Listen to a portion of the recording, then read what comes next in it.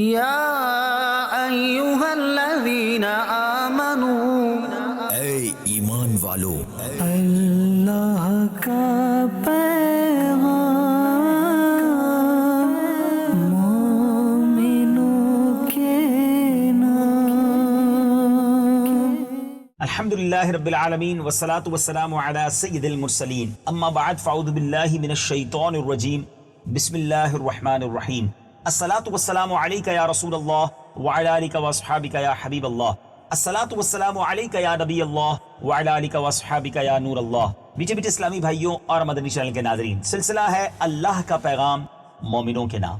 آج ہمارے سلسلے میں قرآن پاک کی سورہ مائدہ آیت نمبر 54 کی ہم تلاوت سنیں گے، اس کے بعد اس کا ترجمہ اور تفسیر سنیں گے۔ یہ قرآن پاک کے 6 پارے میں موجود ہے۔ آئیے پہلے تلاوت قرآن مجید، پھر اس کا ترجمہ اور پھر تفسیر صراط الجنان کے بڑے ہی پیارے مدنی پھول۔ یا ایھا الذین آمنوا من یرتد منکم، یا ایھا الذین آمنوا من یرتد منکم عن دینہ فسوف یأتی اللہ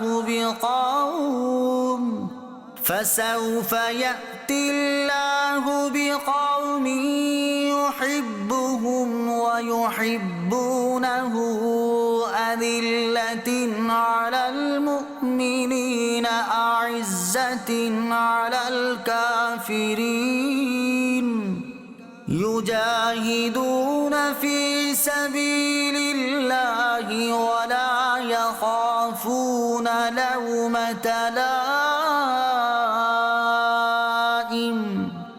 ذلك فضل الله يؤتيه من يشاء والله واسع عليم۔ ترجمہ کنز العرفان۔ اے ایمان والو، تم میں جو کوئی اپنے دین سے پھرے گا تو عنقریب اللہ ایسی قوم لے آئے گا جن سے اللہ محبت فرماتا ہے، اور وہ اللہ سے محبت کرتے ہیں، مسلمانوں پر نرم اور کافروں پر سخت ہیں، اللہ کی راہ میں جہاد کرتے ہیں اور کسی ملامت کرنے والے کی ملامت سے نہیں ڈرتے۔ یہ اچھی سیرت اللہ کا فضل ہے، جسے چاہتا ہے عطا فرما دیتا ہے، اور اللہ وسعت والا، علم والا ہے۔ سبحان اللہ۔ اب آئیے تفسیر صراط الجنان سے بڑے ہی پیارے مدنی پھول سنتے ہیں۔ من یرتد منکم عن دینہ، تم میں جو کوئی اپنے دین سے پھرے گا۔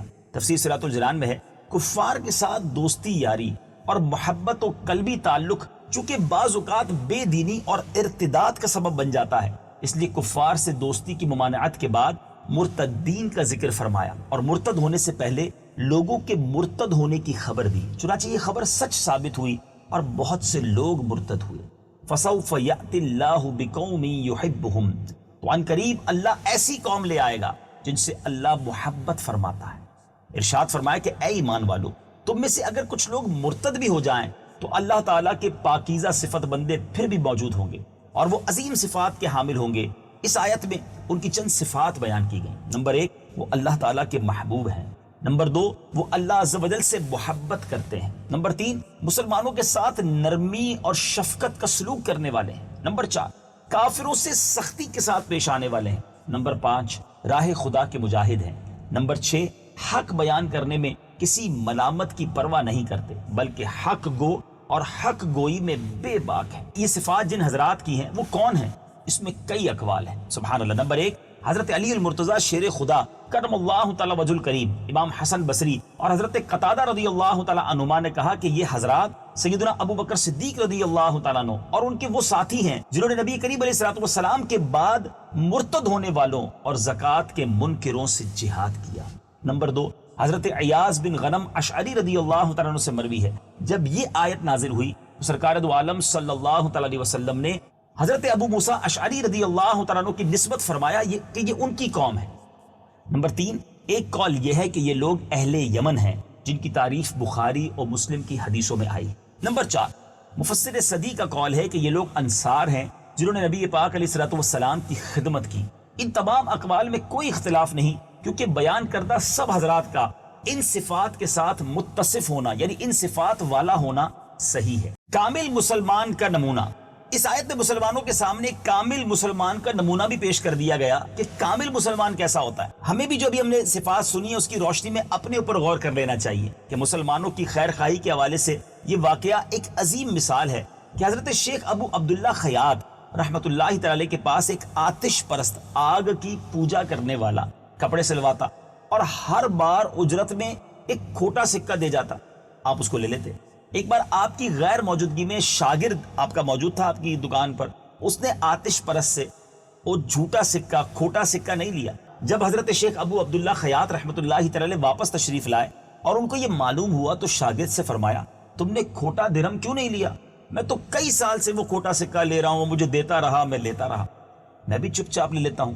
اس کی وجہ یہ ہے کہ تمنا یہ ہے کہ کسی دوسرے مسلمان کو نہ دے آئے۔ ذرا سوچئے میٹھے اسلامی بھائیوں، یعنی کسی اور کا نقصان نہ ہو جائے، میرا نقصان ہوتا ہو تو ہو جائے۔ یہ ہمارے اسلاف کا انداز تھا، یہ مسلمانوں پر نرمی ہے۔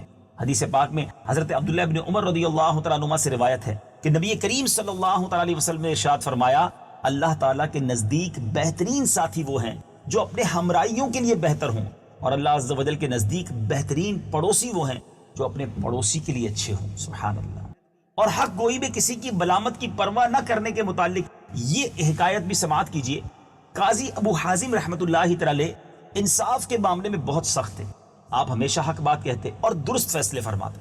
ایک بار خلیفہ وقت معتضد باللہ نے آپ کی طرف پیغام بھیجا کہ فلاں تاجر نے ہم سے مال خریدا ہے اور نقد رقم ادا نہیں کی، وہ میرے علاوہ دوسروں کا بھی مقروض ہے، مجھے خبر پہنچی ہے کہ دوسرے قرض خواہوں نے آپ کے پاس گواہ پیش کیے تو آپ نے اس تاجر کا مال ان میں تقسیم کر دیا ہے، مجھے اس مال میں سے کچھ بھی نہیں ملا، حالانکہ جس طرح وہ دوسروں کا مقروض تھا اس طرح میرا بھی تھا، لہٰذا مجھے بھی میرا حصہ دیا جائے۔ پیغام پا کر قاضی ابو حازم رحمۃ اللہ تعالی نے قاصد سے کہا خلیفہ سے کہنا اللہ تعالیٰ آپ کی عمر دراز فرمائے، وہ وقت یاد کرو جب آپ نے مجھ سے کہا تھا کہ میں نے فیصلوں کی ذمہ داری کا بوجھ اپنی گردن سے اتار کر تمہارے گلے میں ڈال دیا ہے۔ اے خلیفہ، اب میں فیصلہ کرنے کا مختار ہوں اور میرے لیے جائز نہیں کہ گواہوں کے بغیر کسی مدعی کے حق میں فیصلہ کروں۔ قاصد نے قاضی صاحب کا پیغام خلیفہ وقت کو سنایا تو خلیفہ نے کہا کہ قاضی صاحب سے کہو میرے پاس بہت معتبر اور معزز گواہ موجود ہیں۔ جب قاضی صاحب کو یہ پیغام ملا تو انہوں نے فرمایا گواہ میرے سامنے آ کر گواہی دیں، میں ان سے پوچھ گچھ کروں گا، شہادت کے تقاضوں پر پورے اترے تو ان کی گواہی قبول کر لوں گا، ورنہ وہی فیصلہ قابل عمل رہے گا جو میں کر چکا ہوں۔ جب گواہوں کو قاضی صاحب کا یہ پیغام پہنچا تو انہوں نے آپ رحمۃ اللہ تعالی سے خوف کھاتے ہوئے عدالت آنے سے انکار کر دیا، لہٰذا قاضی صاحب نے خلیفہ معتضد باللہ کا دعویٰ رد کرتے ہوئے اسے کچھ بھی نہ بھجوایا۔ میٹھے میٹھے اسلامی بھائیوں، تفسیر صراط الجنان کے مدنی پھول تو پورے ہوئے، مگر ہمارے لیے کیا شاندار میسج ہے کہ ملامت کرنے والے کے خوف پر حق گوئی بند نہ کی جائے۔ لوگ بعض اوقات مالداروں کو دیکھ کر، با اثر لوگوں کو دیکھ کر ان کی ہاں میں ہاں ملاتے ہیں۔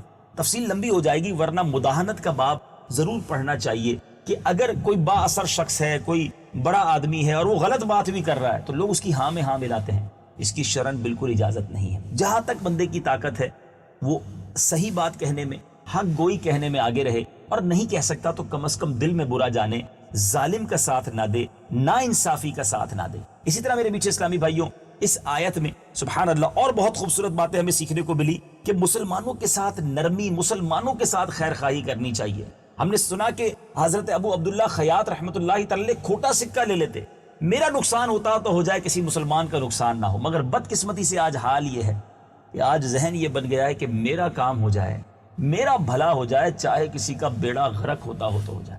یہ اسلام نہیں ہے، ہمیں سب کا بھلا سوچنا ہے۔ یاد رکھیے بزرگ بڑی پیاری بات کہتے ہیں، سب کا بھلا، سب کی خیر، سب کے بھلے میں اپنی خیر۔ آپ دوسروں کا بھلا چاہیں، آپ کے کام سیدھے ہو جائیں گے۔ جو دوسروں کا برا چاہتا ہے نا ناظرین، آخرکار اس کے کام خراب ہو جاتے ہیں، وہ خود اس کھڈے میں جا کر، اس کنویں میں جا کر گرتا ہے جو اس نے دوسروں کے لیے کھودا ہوتا ہے۔ اللہ کرے کہ ہم مسلمانوں کے خیر خواہ بن جائیں۔ قرآن پاک کے فیضان سے اللہ میرے اور آپ کے دلوں کو منور فرمائے۔ آئیے تفسیر نعیمی سے بھی چند مدنی پھول لیتے ہیں۔ میٹھے میٹھے اسلامی بھائیوں، مفتی احمد یار خان نعیمی نے جو فوائد لکھے اس میں بہت خوبصورت باتیں ہیں۔ اس فرمان میں 3 پیشن گوئیاں کی گئیں جو بالکل درست ہوئیں۔ اس میں غیبی خبر دی گئی کہ آئندہ کچھ لوگ مرتد ہوں گے۔ نمبر 2، وہ مرتد بڑے طاقتور ہوں گے، اور نمبر 3، ان کے مقابلے کے لیے اللہ تعالیٰ اپنے پیاروں کو مقرر فرما دے گا جو ان کا کلا کما کر دیں گے یہ تینوں خبریں زمانہ صدیقی میں ہو بہو درست ہوئیں جیسا کہ احادیث اور تواریخ داں ان حضرات پر یہ مخفی نہیں۔ دوسرا فائدہ، حضرت ابوبکر صدیق رضی اللہ تعالیٰ عنہ کی خلافت من جانب اللہ ہے کہ رب تعالیٰ نے آپ کو خلیفہ برحق بنایا، یہ بھی اس آیت سے سیکھنے کو ملتا ہے۔ سبحان اللہ۔ ایک اور بڑی خوبصورت بات مفتی صاحب لکھتے ہیں کہ حضرت ابوبکر صدیق اللہ کے محبوب ہیں، ان کے طفیل، ان کے خدام بھی خدا کے محبوب ہیں۔ سبحان اللہ۔ اور آپ کی محبوبیت کا یہ عالم ہے کہ رب تعالیٰ نے نبی پاک علیہ الصلوۃ والسلام کے لیے فرمایا وَلَسَوْفَ يُعْطِيكَ رَبُّكَ فَتَرْضَىٰ، اور آپ کے متعلق بھی یہ فرمایا وَلَسَوْفَ يَرْضَىٰ۔ کیا بات ہے۔ مفتی احمد یار خان نعیمی آگے لکھتے ہیں حضرت ابوبکر صدیق اور ان کے غلاموں کو اللہ تعالیٰ پیارا ہے، یہ بھی اس آیت سے سیکھنے کو ملا۔ اور سیدنا ابوبکر صدیق مسلمانوں پر نہایت ہی نرم ہیں اور کفار پر سخت ہیں۔